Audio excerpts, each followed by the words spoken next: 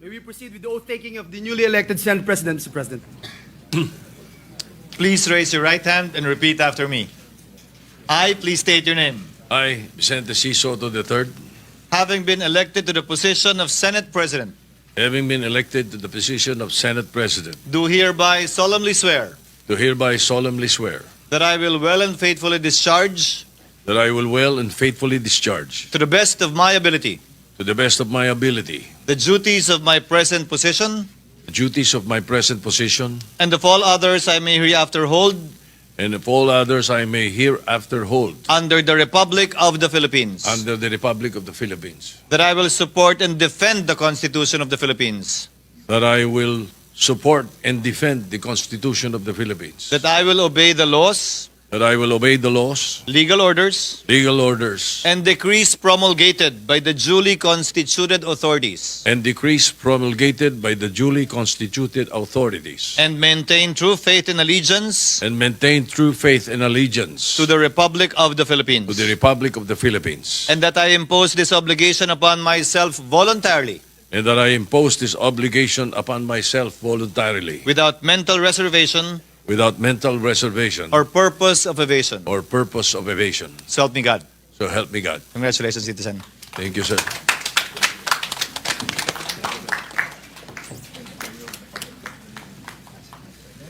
May I ask for a minute suspension, Mr. President? Session is suspended.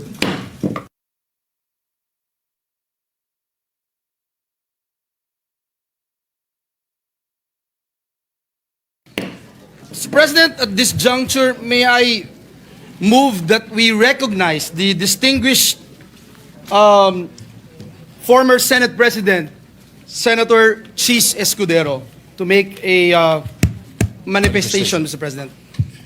The former Senate President, Senator Cheese Escudero, is hereby recognized for a manifestation. Thank you, Majority Leader. Thank you, Mr. Senate President. Nais ko lamang po magbigay ng maikling manifestasyon. Nais ko pong magpasalamat sa mga kapwa ko miyembro ng Senado na nagbigay po ng tiwala sa akin sa 19th at saka 20th Congress. Nais ko din po magpasalamat sa mga opisyal at kawani ng Senado. Karangalan ko po na pagsilbihan kayo at manilbihan kasama kayo nitong nagdaang taon. I serve at the pleasure, Mr. President, of the majority and understand and respect the decision of the majority of my colleagues. I hold no grudges. I hold no ill feelings. I congratulate Senator Vicente Tito Sotto III on his election as Senate President, and I wish you well, Mr. Senate President. Nandito lamang po ako bilang ordinaryong miyembro para pagsilbihan at paglingkuran kayo sa anumang kapasidad na pwede at kaya ko bilang bahagi ng Senadong ito. During my tenure, Mr. President, the Senate did not shy away from confronting the difficult questions facing our nation. We passed a record number of laws that helped uplift the lives of our countrymen. We conducted hearings that unearthed corruption on a scale rarely seen before. And in doing so, we remind the public that accountability is not a mere empty rhetoric, but a duty that we must uphold. Maski na paano, sa ilalim po ng aking panunungkulan at sa pangunguna ni Congressman Rodante Marcoleta, may ilang bagay po tayong nakamit at nagawa.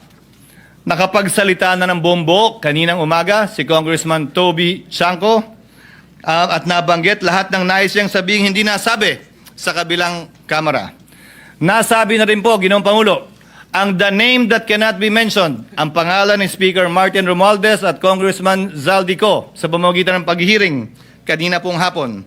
And as a final act earlier, Mr. President, I signed upon the request of Congressman Marcoleta the contempt order of Assistant District Engineer Bryce Hernandez, putting him under detention already here in the Senate.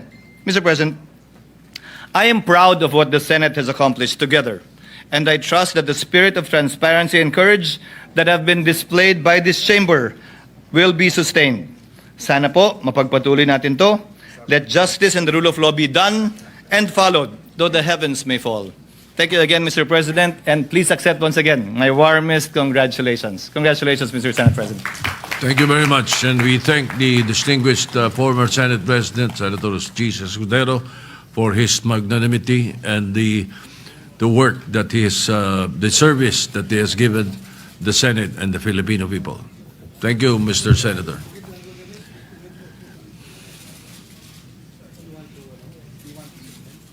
You have 1 minute suspension. Yes, Mr. President.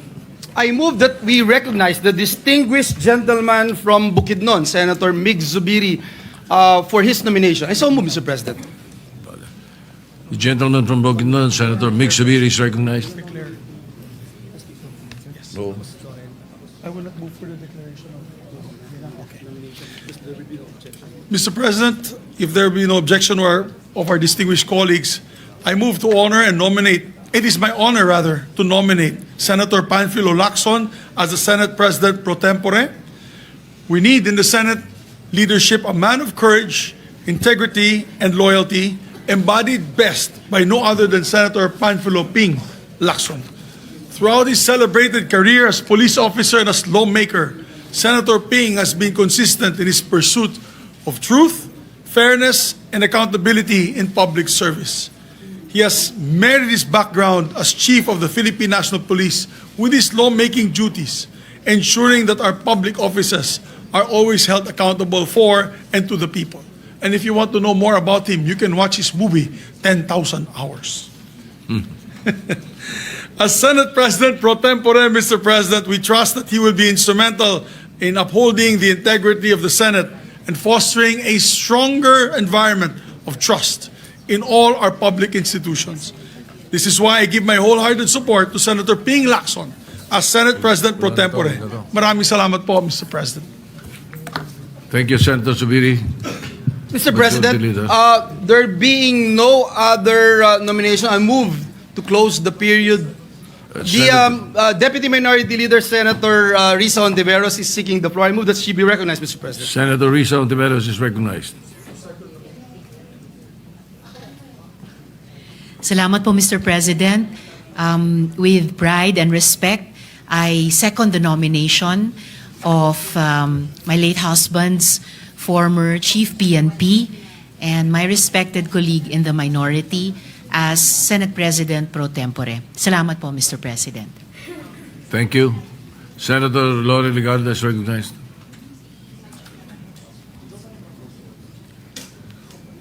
Mr. President, distinguished colleagues, ang tama ay ipaglaban, ang mali ay labanan. These words capture the essence of Senator Panfilo Ping Lacson's public service. They are not mere slogans, but a creed he has lived by in more than 50 years of public service as a police officer, humanitarian, and legislator. On just the 12th session day of this Congress, while many committees were still preparing to organize, Senator Lacson had already pieced together a puzzle long hidden from the public eye. True to his role as the watchdog of the national budget, he examined budget allocations line by line and deployed his team to the ground. This is the work of Senator Lacson, to let truth speak through evidence and prove that integrity is not negotiable. His diligence does not rest on rhetoric, but on facts that cannot be silenced, on unrelenting investigation, and on a discipline that few can match. Time and again, he has shown that his purpose is singular, to confront corruption head-on, to ensure that the Filipino people receive nothing less than clean and honest governance. No one dares question his commitment to his standard, for if there is one word that defines Senator Ping Lacson, it is incorruptible, a proof that one man's integrity and principle can raise the standard for us all. For these reasons, I second the nomination of Senator Panfilo Ping Lacson as Senate President pro tempore. Thank you. Thank you, Senator Ligarda. The Majority Mr. Leader. President, move for the previous motion that we close the period of nomination, Mr. President. Any objection? Chair hears none. The period of nomination is closed. Thank you, Mr. President. We congratulate our dear colleague, Senator Panfilo Lacson, as our newly elected Senate President pro tem. With that, Senator Pampilo Lacson is hereby elected President pro tem of the Senate. Thank you, Mr. President. Mr. President, may we recognize the distinguished lady from Antique, Senator Lauren Ligarda for her nomination. Senator Lauren Legarda is recognized.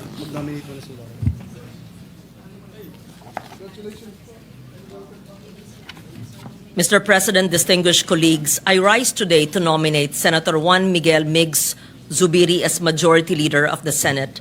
He is a leader who has consistently proven himself to be a consensus builder, a consultative leader, and a legislator whose more than 2 decades of service have been marked by diligence and perfect attendance. At only 39 years of age, during the 14th Congress, he became the youngest to hold the position of Majority Leader. He would once again assume this role during the 17th and 18th Congresses, bringing with him greater depth and wisdom to bridge differences and unify voices to keep this chamber focused on the greater good. The heart of the Senate lies in its legislative mill, the day-to-day turn of bills and resolutions from our committees to the plenary.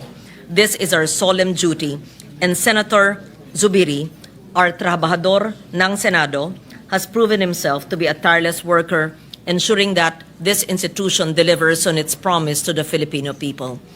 In the 19th Congress, we entrusted him with an even greater responsibility as Senate President, where he upheld the independence of this institution, guided debates with impartiality, and protected the integrity of its proceedings.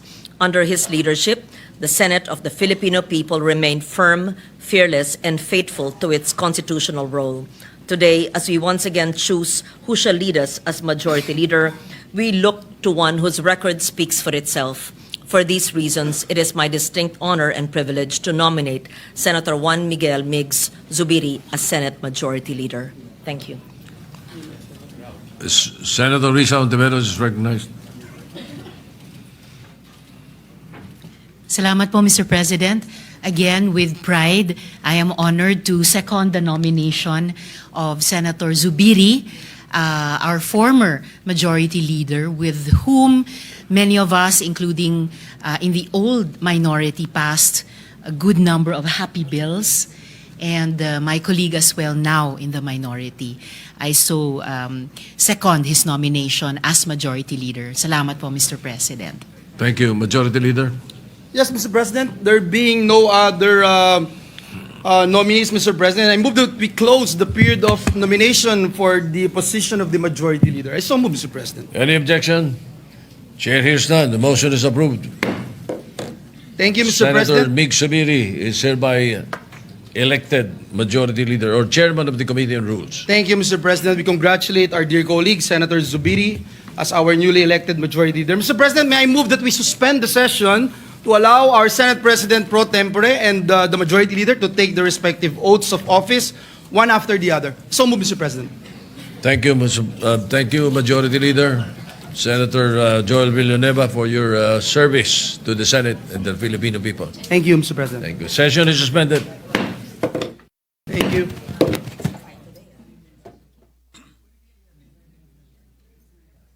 Please raise your right hand and repeat after me.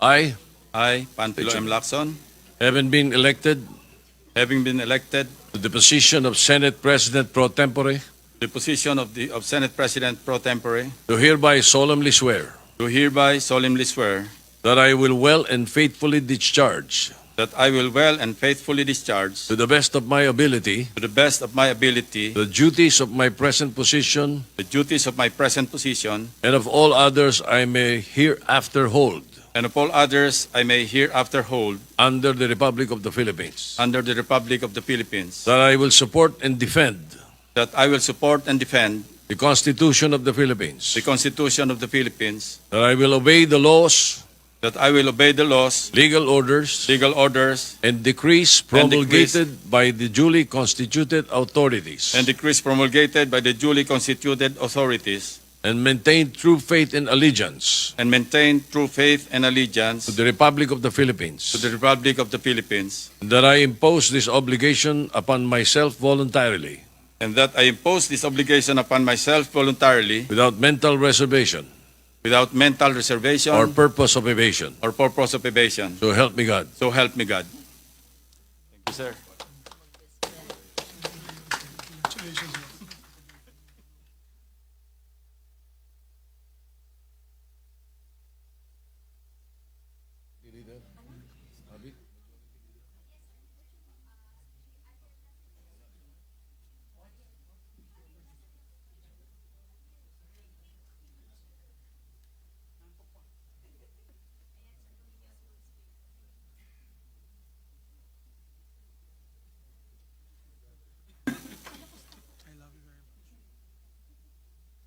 Please raise your right hand and repeat after me.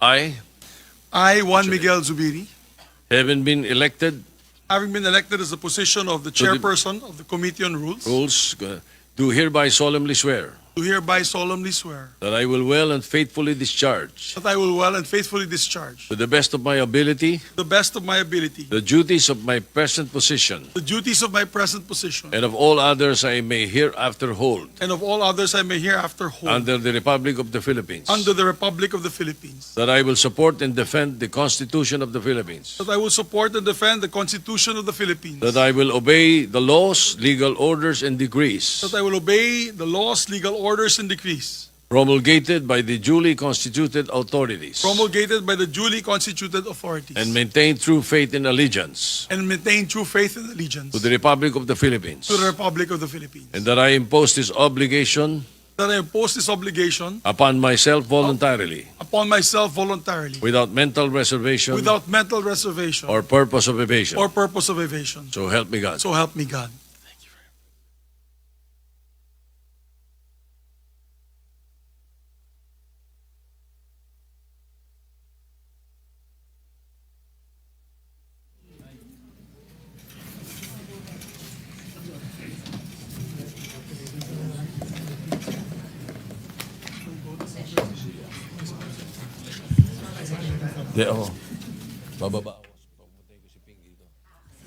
May we request the President Pro Tem to ascend to the rostrum, please.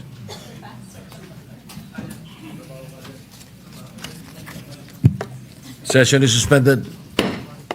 Our distinguished colleague from San Juan and the Republic of the Philippines, our former Senate President Pro Tempore, Senator Jinggoy Estrada, would like to seek the floor, Mr. President. May we recognize? Is there an objection? Hearing none, the gentleman from San Juan and Zambales is recognized. Thank you, Mr. President. Mr. President, it is a rare privilege to be elected Senate President Pro Tem 4 times. This reflects the trust and confidence my colleagues have bestowed upon me as the second highest ranking official of this august chamber. As I step down from my role as Senate President Pro Tempore, I do so with a heart full of gratitude. And let me take this opportunity to thank you, my dear colleagues, for electing me not once, but twice, the 19th Congress and again in the present 20th Congress. Serving in this capacity has been one of the greatest honors of my public life, and I am deeply humbled by the opportunity to have worked alongside each of you in advancing the interests of our people. It is likewise an honor to serve under the leadership of Senator Francis Escudero. I have deep respect and great admiration for this person, whom I have had the privilege of working with in previous Congresses. I have seen up close his keen intellect, calm demeanor, and unwavering dedication to public service. He is a man of few words, but when he speaks, his words carry weight, grounded in solid legal reasoning, measured thought, and clear principles. And during his tenure, the Senate functioned not just as a legislative body, but as a protector of democratic institutions, champion of truth, and a venue for dignified debate on important issues. Isang malaking karangalan na hindi lamang makatrabaho, kundi maging katuwang ng isang Francis Escudero sa kanyang pamumuno dito sa Senado. And today, we mark a new chapter in the Senate. I extend my warmest congratulations to now Senate President Vicente Sotto as our new Senate President. His leadership, experience, and steady hand will surely guide us through the challenges ahead. Leadership may shift, but our shared commitment to the Filipino people remains steadfast. And as I return to the ranks, I do so with renewed energy and the same resolve to serve, legislate, and uphold the values that bind us as one Senate. Whether I hold the position of Senate President Pro Tem or not, I am ready to lead when needed, and I will always work behind the scenes to keep this institution running with integrity and purpose. Lastly, I would also like to congratulate my successor, Senate President Pro Tem, Senator Ping Lacson. Thank you, Mr. President. Thank you, Senator Jinggoy Estrada. Majority Leader. Yes, Mr. President, we'd like to... Ikaw na muna. Yes, we'd like to recognize, Mr. President, a distinguished colleague from Taguig and Pateros in the Republic of the Philippines, no other than Alan Peter Cayetano, Mr. President. Is there any objection? Senator Alan Peter Cayetano is recognized. Thank you, Mr. President. Mr. President, I was with former Senate President Escudero 60 minutes before we had to start the session. And then I intently listened to the prayer of our now Senate President Tito Sotto. And it warms my heart that the two gentlemen and us who support them individually and collectively as a Senate can truly say, and even Brother Robin, kasi po si Propetang Jeremiah ay propeta sa Hudyo, Muslim at Kristiyano, we can truly say the warmness in our heart na pag sinabing, "For I know the plans I have for you, plans to prosper you and not to harm you, plans to give you hope in a future," is true for all of us. I saw the hope, I saw the humility, I saw the passion in the prayer of Senate President Sotto, but I also saw the compassion, the sincerity, the humility of Senate President Escudero in stepping down. So now the heartbreak is that we as a Senate have to really surrender to God how we will find a solution for the massive corruption that is happening in our country at a time where the trust to our government institutions and leader may be at its lowest.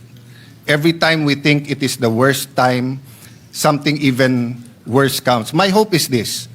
Usually, permanent ang politics, yung change temporary. I hope together we can find a way na maging permanent yung change or true transformation at temporary yung politics. It's funny, Mr. President, kasi the day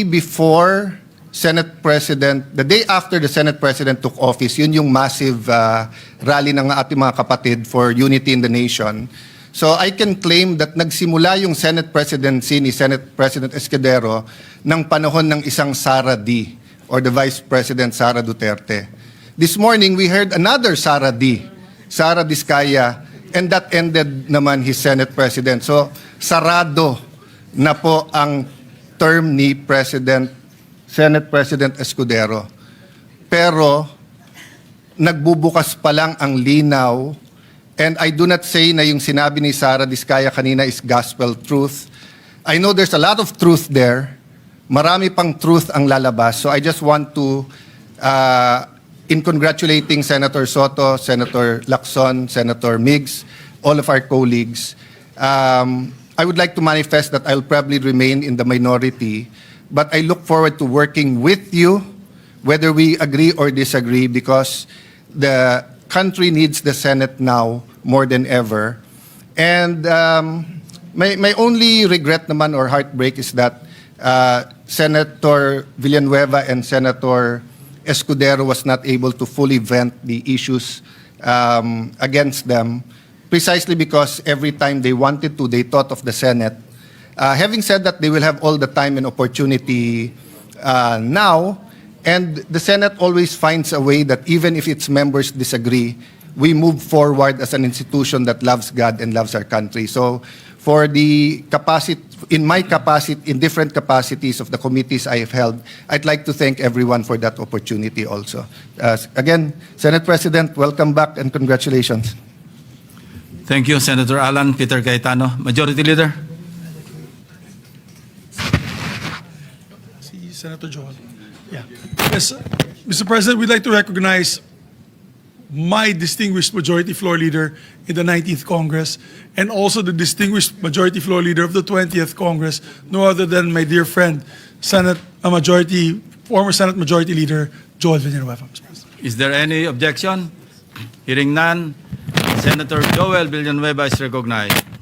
Thank you, Mr. President. Thank you to our Majority Leader. Very short manifestation, Mr. President.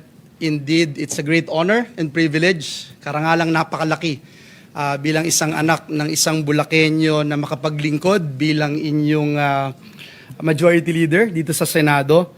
Karangalan po natin makapaglingkod under the leadership of then Senate President Mig Zubiri, then Senate President Cheese Escudero, na talagang nagtiwala din po sa atin. Muli, maraming salamat sa ating mga kasamahan dito sa Senado for all your trust and confidence to this representation. Lagi pong napakalaking karangalan yung mabigyan ng posisyon, lalo na sa liderato ng Senado, na paglingkuran ang ating Diyos at ang ating bayan, at lalong-lalo na po ang mahal na mahal nating institusyon. Kanina po kasama po ako with Your Honor, the presiding officer and Senate President and the Majority Leader doon sa meeting natin kanina for this very smooth transition. At isa lamang po yung ating napagkasunduan, lahat po tayo may isang common denominator. At yun ay protektahan at siguruhin na ang institusyon na pinakamamahal natin ay laging mas mataas yung ating pagtingin na paglilingkod. Kaya sabi po nung Romans 8:28, all things work together for good for those who love the Lord. At sinasalamin po yan ng mga kasamahan natin dito sa bulwagan ito. At nais kong magwakas by saying, Mr. President, that I am also now available to be part of the opposition, the minority, and that yung kagaya ng binanggit ni Senator Alan Peter Cayetano, na tayo po bilang mga lingkod bayan, nais nating makipagtulungan kahit kanino man kung ito po ay sa direksyon na pagbibigay linaw, pagbibigay tamang direksyon sa ating mga institusyon, sa ating mga government agencies, higit sa lahat in promoting truth, justice, and righteousness. Sabi po dun sa Philippians 3:14, we continue to press on toward the goal to win the prize of what God has prepared for all of us. Kaya muli, congratulations sa ating Senate President Tito Sotto sa bagong liderato ng Senado. Kami po ay magiging kakatuwang ninyo sa paglilingkod sa ating Diyos at sa bayan. At gaya nung huling sinabi ko nung natapos po yung aking pagiging majority leader, sinabi ko po, the greater cause outweighs my personal interest. Maraming salamat. Mabuhay po kayo. Thank you, Senator Villanueva. Majority Leader. Thank you very much, Mr. President. And I'd like to put on record, we'd like to thank the magnanimity of the Majority Floor Leader, Senator Joel Villanueva, and the Senate President for a smooth transition in today's proceedings. We thank them, sir. And we thank you for your service, sir. Mr. President, I'd like to recognize now the acceptance speech of our Honorable Senate President, no other than Vicente C. Sotto III. Mr. President, I move to recognize. Is there any objection? Hearing none, the Senate President, Vicente Sotto III, is recognized. Thank you, Mr. President. Philippians chapter 2, verses 3 to 4, quote, "Do nothing out of selfish ambition or vain conceit. Rather, in humility, value others above yourselves, not looking to your own interests, but each of you to the interests of the others." End of quote. Mr. President, I am deeply humbled and sincerely grateful to the Almighty Father, also to the Senate President, Francis G. Escudero, who administered my oath today, and to you, my esteemed colleagues, who reposed your trust and confidence in me and in my capability to again lead this august chamber at this crucial and challenging time. Our people are enraged of corruption, corruption that is now seen, heard, and felt by the Filipinos more than ever. The failed flood control projects that's supposed to protect the lives, livelihood, and properties of our countrymen, the dilapidated classrooms for our students, and the lack of quality farm-to-market roads to aid our farmers, all are engulfed in corruption, hindering the progress of the nation as a whole.